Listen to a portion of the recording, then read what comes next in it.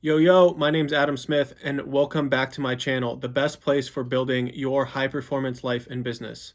Here, we explore the mindset shifts, habits, rituals, and personal development required to build the most fulfilling and aligned life. Today, I want to talk about changing your beliefs and behaviors.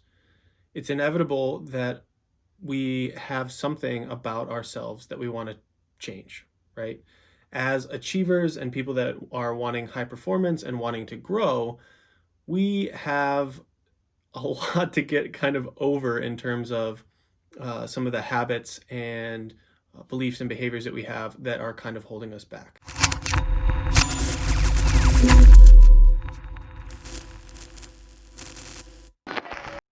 In our quest for growth, we are inevitably forced to confront our behaviors and beliefs.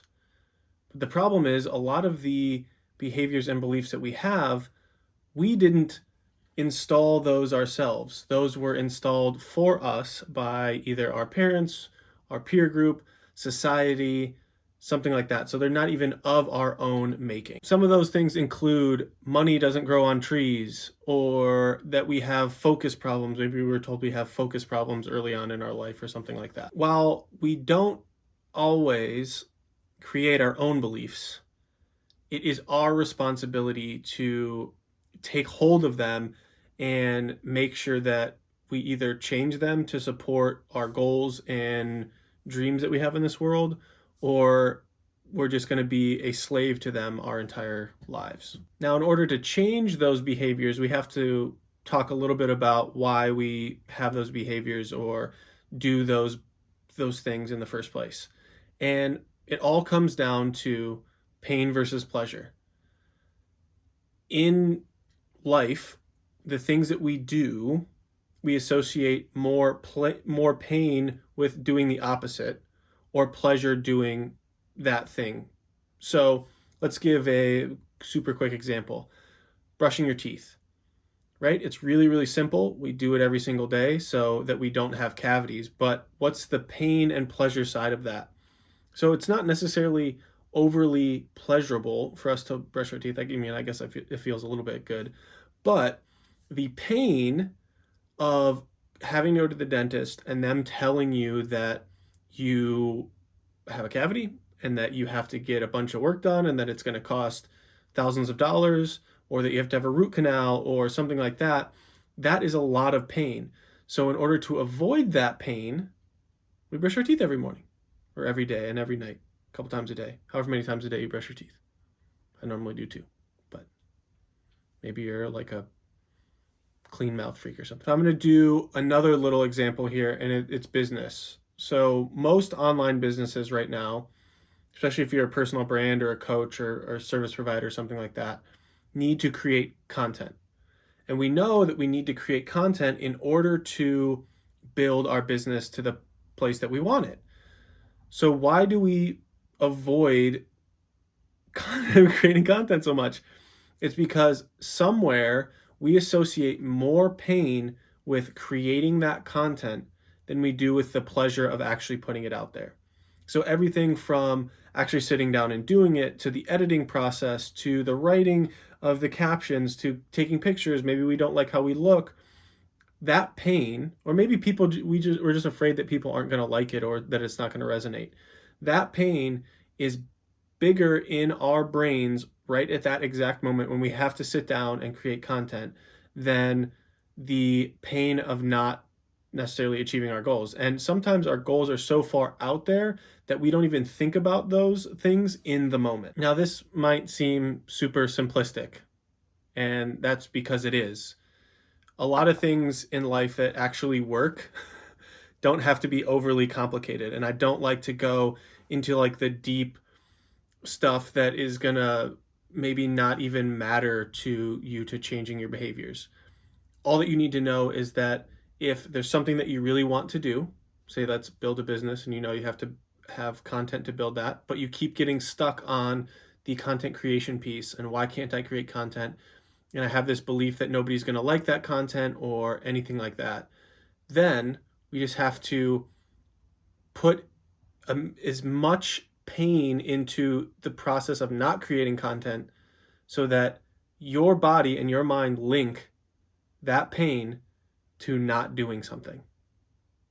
And then that unlocks the doors to fully open up into what you need to do to build whatever goals or things that you want to achieve moving forward. Now, I'm going to take you through like a really simple way of changing what your beliefs are. And this could be really, really powerful. It involves one, a little bit of exploration on what the beliefs that you want to change are, and then two, some visualization and then getting your body kind of into the equation as well. Because most everything that we do has to do with our body first. So if we are feeling all slumped down and slumped over, we're going to use that because that's kind of a depressed state. We're going to use that to amplify the feelings in our body of the pain that we have by not doing something or by believing a certain way. So we're going to use the whole body while we're doing this, and we are going to make sure that we amplify the feelings through a couple different questions.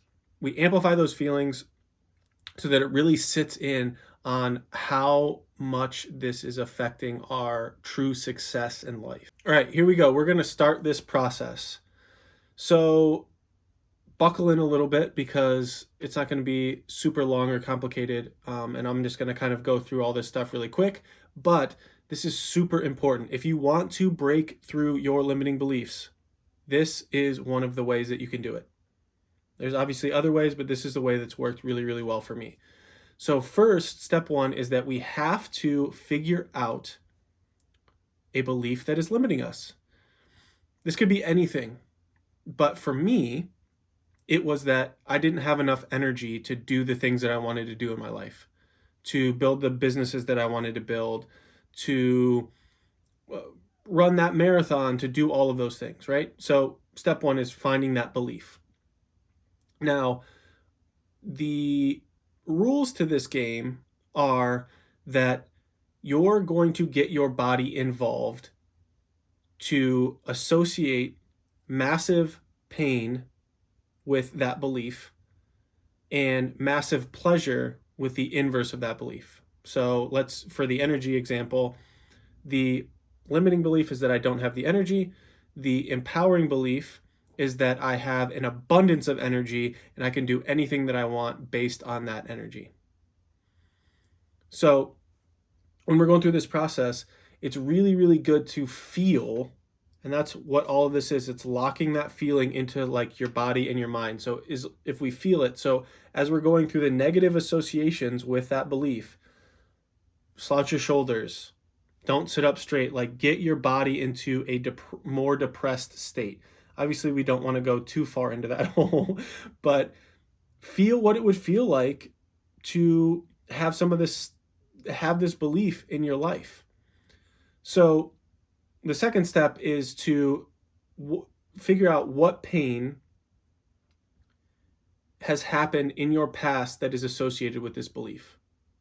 So for me, I didn't get enough content out there. I didn't put as much effort as I should into my business. In the present, it's the same thing.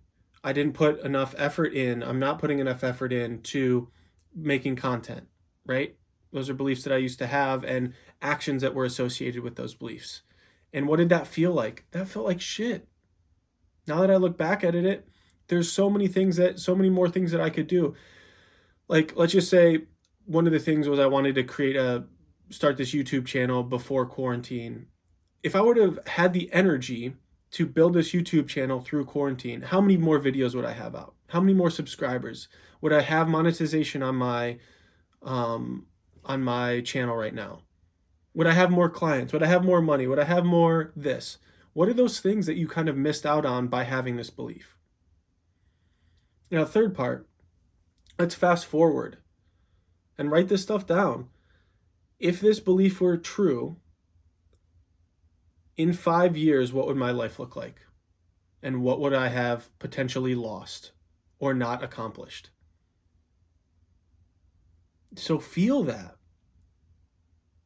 For me, when I did this process, I went to the extreme and I said, okay, I lost my house, I lost my car, I lost my fiance, I lost my pets, I lost everything that I've ever built, all my investments, everything, because I don't have the energy.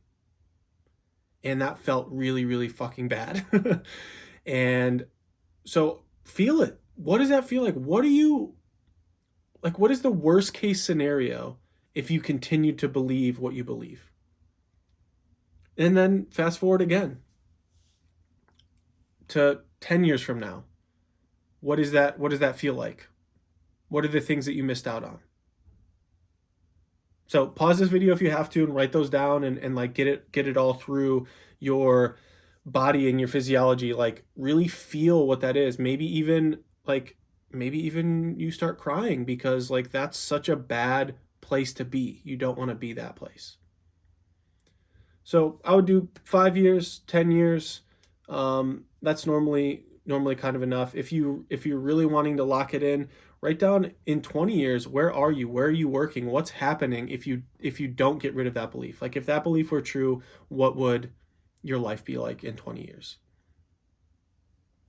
Third step, let's zoom all the way back to the present and be super thankful that that's not the case.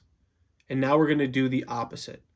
So if you had an empowering belief about your energy, that I have an abundant amount of energy and I have enough energy to do everything and fit everything into my day and my life, what would I have not missed out on in the past? What could I possibly do right now in the present if I believed, let's just say a funny thing, like I believe I have enough energy? Okay, now let's do the same thing we did for the negative side of things. In 5 years, where would you be in your life if the opposite of what your current negative belief is? It feels pretty good when you think about it that way. And so we're linking immense pain to that current belief and a lot of pleasure to a new, more empowering belief. Now do 10 years. Then you can do 20 years. And if you write all of this stuff down, one, it gives you something that you can go back and look at to kind of remind yourself if you ever start feeling that belief again. But now we should like start getting our bodies into it. Maybe even make sure that we're smiling, maybe stand up and kind of be moving around a little bit. And how great does it feel to have all the things that you ever wanted in your life because that belief is no longer there? And then celebrate that. Celebrate that idea of pure limitlessness of that belief. The more grandiose that celebration is, the more you're going to lock that great feeling into your body. And now we should have a lot of pain associated with our limiting belief and a lot of pleasure associated with the inverse of that, which is going to be our empowering belief. So the last piece is to write down what that empowering belief is. So we have the negative belief, all the consequences of that, present and past, 5 years from now, 10 years from now. We have that new empowering belief, 5 years from now, 10 years from now. And now you've gone through this process of completely eliminating the limiting beliefs that you have, or at least that one. You can do this over and over and over again with all your other limiting beliefs. I found that once I did one or two, I can kind of snap into like that 20 years down the road of if I still had this limiting belief, what would it feel like? I can like snap into that feeling really, really easy and be like shoulders down. And like that belief kind of like starts to fade away almost instantly anytime I come up with a new limiting belief, or my lovely brain comes up with a new limiting belief. So that's kind of the more long drawn out process. So there's another one that's a little bit faster that you can do kind of in the moment. And that is just the self-awareness of recognizing that you are associating more pain with doing an action or with the belief of that action than you are with the pleasure of actually doing it. So if you know that, you can find that belief and then pull this sheet of paper out that says all these things that are going to potentially happen to you if you don't change this belief. And you can continually remind yourself of what could potentially happen and how low it could potentially be and how much pain you can be in by still believing in that limiting belief. Thank you so much for sticking through this video. Some of this stuff is long and drawn out, but it's super important. And people want a succinct way of like figuring out why they're procrastinating or why they haven't done the things that they want to do. And it all has to do with the association of pain versus pleasure in that specific area of their life. So if you enjoyed this and you'd love to see more, I would love to have a subscribe on this. So hit that subscribe button below. And if you're really enjoying this video and you like just absolutely love it, if you could like punch the like button a couple times and then make sure that it's actually still liked so that, because I think if you hit it more than once, then I don't know, just make sure you like the video. And I will be back sometime very, very soon with some more mindset, personal development, habits and ritual stuff so that you can build the most high performance and fulfilling life possible. Talk to you soon.